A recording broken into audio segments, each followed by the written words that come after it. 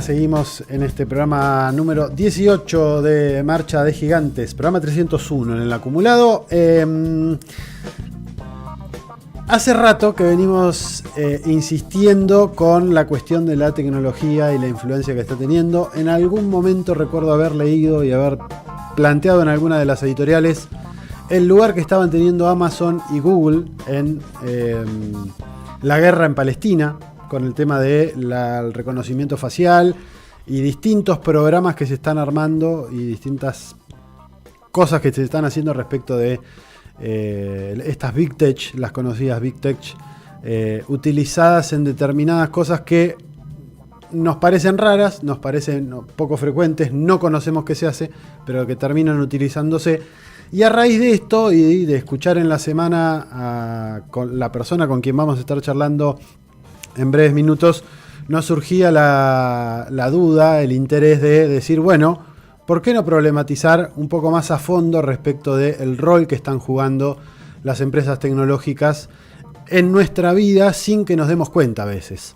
A veces dándonos cuenta, a veces sin darnos cuenta. Bueno, está por la República Argentina en estos días el autor de Utopías Digitales, Imaginar el fin del capitalismo, es Ekaitz Cancela, vasco de nacimiento, que se ha dedicado a estudiar durante muchísimo tiempo precisamente el lugar que tienen las compañías multinacionales de tecnología, de inteligencia artificial, las que se conocen como Big Tech, en la vida cotidiana, en nuestra vida cotidiana, y el importantísimo peso que están adquiriendo.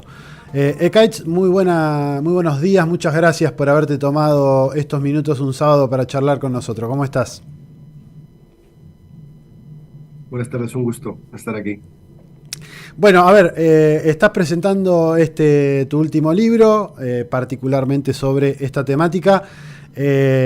¿Cuán importante es el desarrollo o cuán importante es en nuestras vidas el poder que tienen estas empresas sobre lo cotidiano nuestro, sin que nos demos cuenta?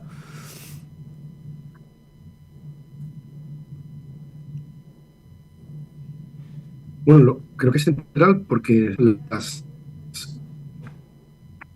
grandes tecnológicas han mercantilizado queriendo esta información, que es la estructura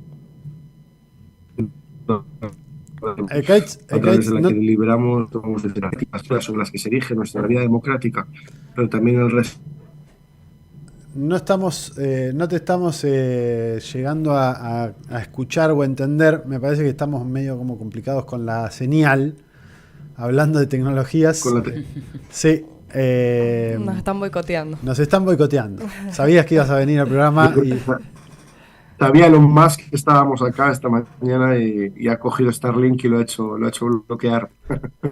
Ahí te estábamos escuchando bien. Nos estabas diciendo, retomá si querés, probamos a ver si se escucha mejor.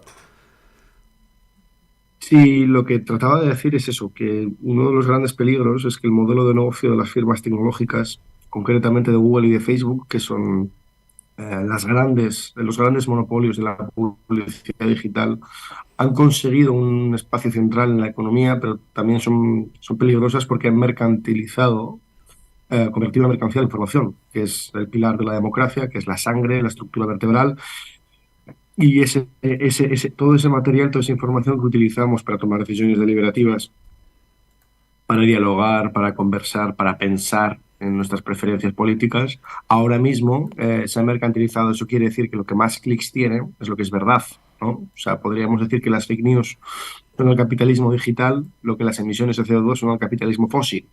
Entonces, cuando esto ocurre, cuando esto se mercantiliza, cuando la atención es el único criterio y aumentar el tiempo que está conectada las personas a Internet es lo que rige la actividad de estas firmas, nos empezamos a dar cuenta de que contenido violento, contenido de odio, contenido que va contra otras personas, aquello que despierta la pata más visceral de nosotros mismos, es lo que más rédito tiene.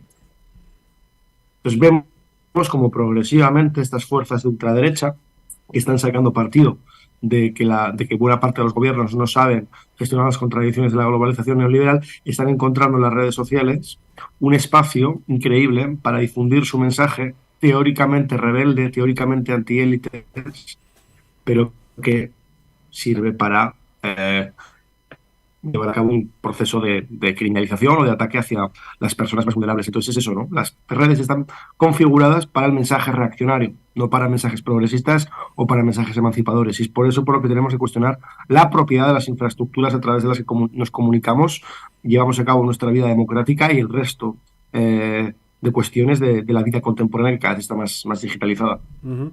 En este sentido, por lo menos una de las críticas que se hace habitualmente en Occidente, sobre todo, a formas de gobierno distintas, se me ocurre como la norcoreana, por ejemplo, que tiene una intranet, no tiene internet, o la China, que tiene regulaciones muy específicas. Se las critica desde Occidente como totalitarias porque no te dejan ver determinada cosa o consumir determinada aplicación, pero en relación a lo que estás marcando, que es parte de tu investigación, en realidad parece más un escudo protector que pone el Estado sobre precisamente estas plataformas que terminan operando para desestabilizar o para modificar la lógica de cómo nos reproducimos o cómo intercambiamos socialmente nuestros vínculos hacia el interno de los países. Como bien decís, empresas norteamericanas o multinacionales que terminan teniendo un peso significativo no solamente en sus países de origen, sino en el resto. Sí, o sea, yo creo que además hay una enorme propaganda occidental para intentar presentar a China como un país, bueno, que sí, que evidentemente no es una democracia, pero por exagerar los desarrollos tecnológicos de China, ¿no? Esto del crédito social que se hablaba mucho, que era la especie de Big Brother, ¿no? De Gran Hermano. Yo lo estudié para el libro que has citado y te das cuenta de que buena parte del sistema no funciona correctamente, que los datos no están bien integrados y que la vigilancia es bastante mayor por parte de una compañía como Microsoft en los espacios laborales o de Amazon en sus centros logísticos que de China a sus ciudadanos. Creo que eso tiene mucho que ver con la guerra tecnológica en curso, con el declive de la hegemonía estadounidense, es decir, ya no es el imperio central, ya no reorganiza la economía global, y especialmente con la capacidad que ha tenido China, primero, y eso no se conoce bien, en los 57 con planes de transferencia tecnológica con la Unión Soviética, después a través de los planes quinquenales y después a través de la exportación directa extranjera y convertirse en la fábrica del mundo antes de ser un gigante tecnológico. Recordamos que en 50 años han pasado de ser un país semifeudal a ser un gigante mundial. Es precisamente eso, ¿no? La capacidad que ha tenido China para construir una alternativa a Estados Unidos. Hay redes que si bien son iguales, que si bien son plataformas muy similares, son distintas a las estadounidenses, ¿no? Y la decisión reciente de Estados Unidos de querer prohibir TikTok en el país, que es una aplicación china, apelando a cuestiones de seguridad nacional, habla más de que detrás de esta propaganda anti-China lo que hay es una batalla geopolítica de primer nivel, donde Europa y América Latina todavía no tiene una posición clara y todavía no saben muy bien cómo cambiar las aguas o cómo cambiar las lógicas de esta confrontación. Kites, ¿qué tal? Miranda te saluda. Bueno, no pudimos leer tu libro, nos encantaría, seguramente lo compremos y lo hagamos circular entre todos los compañeros acá, pero sí leí algunas reseñas y entiendo... Bueno, nos vendría bien también. Sí leí algunas reseñas y entiendo que a diferencia de muchísimos otros autores, digo, que dan por perdida la batalla de quienes soñamos, ¿no?, con un mundo distinto y más justo en el campo tecnológico, vos enriquecés el debate sobre cómo las tecnologías podrían servir a un modelo social más justo. Y sin embargo, el título del libro me deja como en la encrucijada. Digo, ¿hasta dónde ganar por lo menos alguna batalla en el campo de la tecnología es posible y no una utopía? Capaz que te estoy poniendo en un aprieto. No, o sea, para nada. Quiero decir, o sea, yo creo que nuestra generación, ¿no? Todavía la millennial o la Z no creo que se pueda permitir el lujo de ser distópica y de tragarse las ficciones de Netflix donde parece que un asteroide va a llegar a la Tierra y va a acabar con nuestra vida y pareciera que solo tendríamos que buscar un búnker y escondernos, ¿no? O sea, la sociedad contemporánea no es un capítulo de Los Simpson, aunque a muchas veces lo parezca. y creo que muchas veces la esperanza, o no la esperanza, sino la capacidad de ver que en el pasado han existido alternativas al sistema. Tronti, un italiano autonomista, un filósofo, decía que recuperar la idea del comunismo, ya sé que decir esto en este país es complicado porque la particularidad es peronista, ¿no? Requiere volver a pensar en todos aquellos experimentos que en algún momento destacaron que una alternativa al sistema era posible. En el libro lo que hago es me voy al Chile de Allende para rescatar el proyecto Cibersyn, que era un proyecto en un momento de rápida nacionalización de las fábricas, rápida nacionalización de las industrias. Allende necesitaba ayuda para visualizar la economía y conectó todas las fábricas a máquinas de fax, ¿no? Para tener un sistema en tiempo real de visualizado, y de este modo los trabajadores pudieran tomar mejores decisiones. Me remonto a la India, que estableció el primer cable sur-sur para crear una alternativa a los cables oceánicos controlados por Google y Facebook, a los centros de datos públicos, por ejemplo, en Arsa. Me remonto a Brasil con su capacidad para montar un instituto de predicción meteorológico y que la visión del sur global sobre el clima y sus escenarios de futuro estén planteados. O sea, lo que hago es ese ejercicio de recuperar cuestiones que realmente nos muestran que hay alternativa, que la utopía no es una cosa tan lejana como nos cuentan las ficciones de Netflix, que no solo la historia está llena de esos ejemplos que tendríamos que recuperar para un proyecto político emancipador, sino también, y esto es otro legato que hago, que la utopía forma parte de nuestra práctica diaria. Es decir, cada vez que alguien interactúa con una red social, cada vez que alguien está circulando por internet, hay un acto creativo, ¿no? Incluso cuando tú accedes a la interfaz del teléfono móvil, que es una interfaz de mercado, donde toda tu creatividad se vuelca para hacer un meme que sea viral y que tenga atención, ya sea subir una foto automercantilizándose o mercantilizando la vida de una persona, ya sea dando opiniones superficiales. Yo lo que trato de decir es que ahí ya se están dando prácticas creativas, que están dando prácticas innovadoras, prácticas que nos permiten pensar en una fuera del sistema. El único problema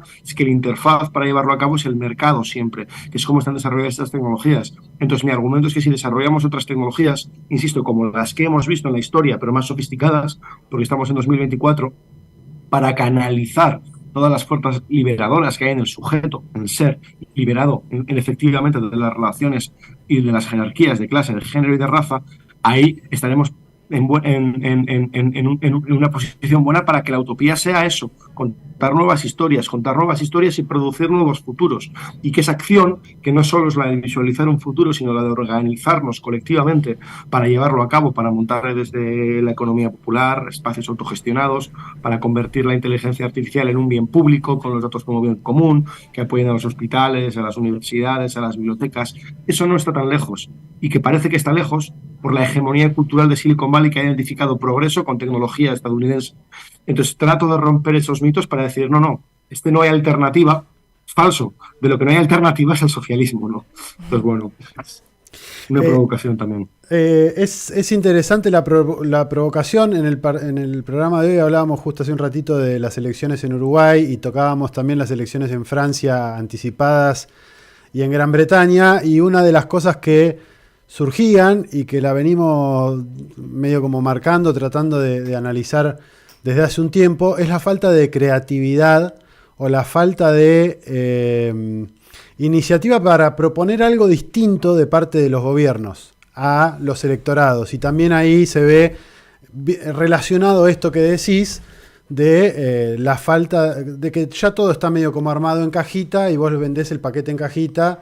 Entonces, para venderlo, lo mejor es el eslogan, no necesitas justificar qué hay adentro. Y va muy atado a esto que decís que es una provocación, que me parece que es una buena provocación para obligarnos a pensar que hay posibilidades de proponer otra cosa para que las sociedades, nuestros pueblos, voten otra cosa y que se puedan construir proyectos de otra naturaleza.